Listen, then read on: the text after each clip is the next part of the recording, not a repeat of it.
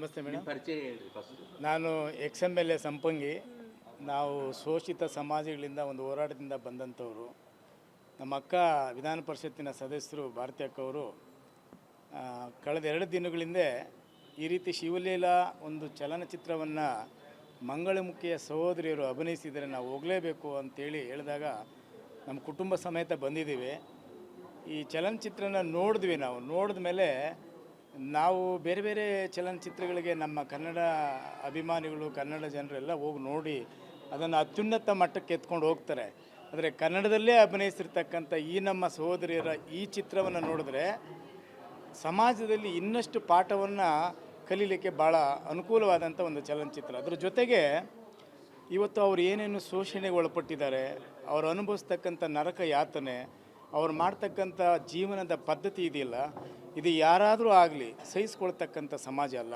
ಪುರುಷ ಪ್ರಧಾನವಾಗಿರ್ತಕ್ಕಂಥ ಈ ಸಮಾಜದಲ್ಲಿ ಅಕ್ಕ ತಂಗಿಯರ ಈ ಮಹಿಳೆಯರಿಗೆ ನಾವು ಸರಿಸಮಾನವಾಗಿ ತೆಗೆದುಕೊಂಡು ಹೋದರೆ ಆವಾಗ ಮಾನವೀಯತೆಯ ಮನುಷ್ಯತ್ವಕ್ಕೆ ನಾವು ಬೆಲೆ ಕೊಟ್ಟಂಗೆ ಆಗುತ್ತೆ.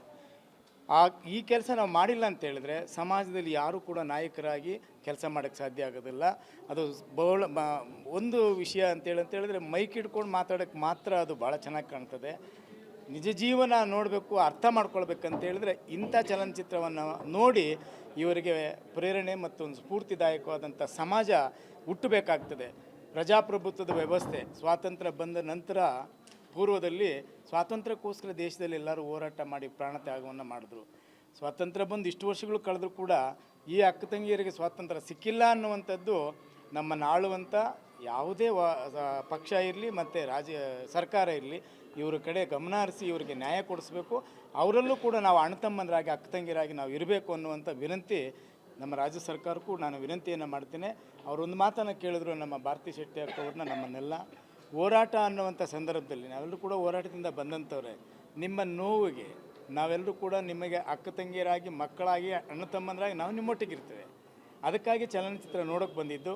ನಾವೆಲ್ಲರೂ ಕೂಡ ಒಟ್ಟಾಗಿರೋಣ, ನ್ಯಾಯಯುತವಾದಂಥ ಹೋರಾಟವನ್ನು ಮಾಡಬೇಕಾಗ್ತದೆ.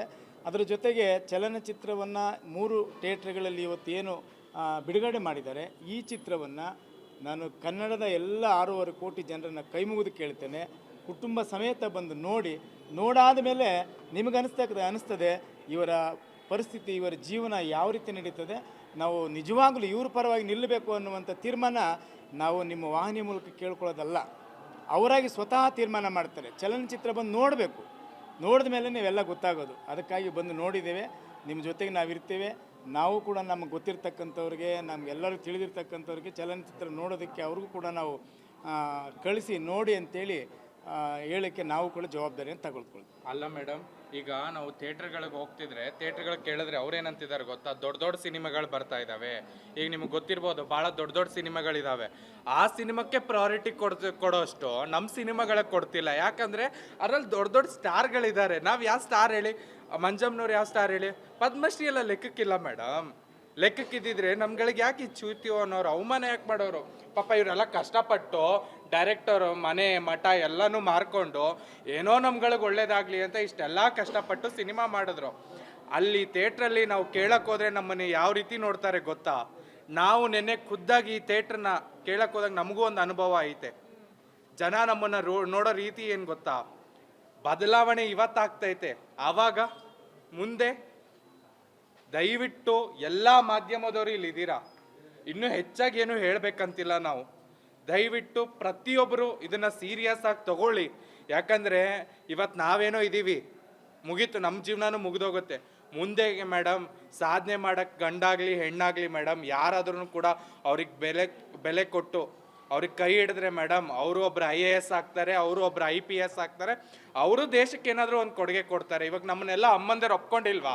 ಇವತ್ತು ನಮ್ಗೆ ಯಾರಮ್ಮ ನಿಮ್ಮಮ್ಮ ಅಂದರೆ ನಾವು ಇವರೇ ಅಂತೀವಿ. ಇವಾಗ ನಾವು ಇವರೇ ಅಮ್ಮ ಅಂತೀವಿ. ಯಾಕೆ? ನಮ್ಮನ್ನ ಮಗಳು ಅಂತ ಪ್ರೀತಿಸ್ತಾರೆ, ನಮ್ಗೆ ಅವರೇ ಅಮ್ಮಂದಿರು. ಎಲ್ಲೋ ಕಾಣ್ದಿರೋ ಪ್ರೀತಿನ ನಾವು ಬಯಸಲ್ಲ ಮೇಡಮ್. ಇಷ್ಟು ಜನ ನೀವು ಪ್ರೀತಿ ಕೊಟ್ಟು ಇಷ್ಟು ಜನ ನಮಗೋಸ್ಕರ ಬಂದಿದ್ದಾರೆ. ಹೆಚ್ಚಿನ ಜನಕ್ಕೆ ಬರೋಕ್ಕಾಸೆ ಮೇಡಮ್. ಹುಬ್ಳಿ, ಬಿಜಾಪುರ್, ಧಾರವಾಡ, ಗುಲ್ಬರ್ಗ ಎಲ್ಲ ಪ್ರಮೋಷನ್ ಮಾಡಿದ್ದಾರೆ ಮೇಡಮ್. ನಾಯಿಗಳ ಥರ ಅವರೆಲ್ಲ ಓಡಾಡಿ ಪ್ರತಿಯೊಂದು ಊಟ ನಿದ್ದೆ ಇಲ್ದಂಗೆ ಮಾಡಿದ್ದಾರೆ. ಜನ ಫೋನ್ ಮಾಡಿ ಎಲ್ಲಿ, ಎಷ್ಟು ಗಂಟೆಗೆ ಶೋ, ಯಾವ ಥಿಯೇಟ್ರು ಅಂತ ಕೇಳ್ತಾ ಇದ್ದಾರೆ. ಏನಂತ ಉತ್ತರ ಕೊಡೋಣ ಮೇಡಮ್? ಜನ ಕೇಳೋ ಪ್ರಶ್ನೆಗೆ ಏನಂತ ಉತ್ತರ ಕೊಡೋಣ?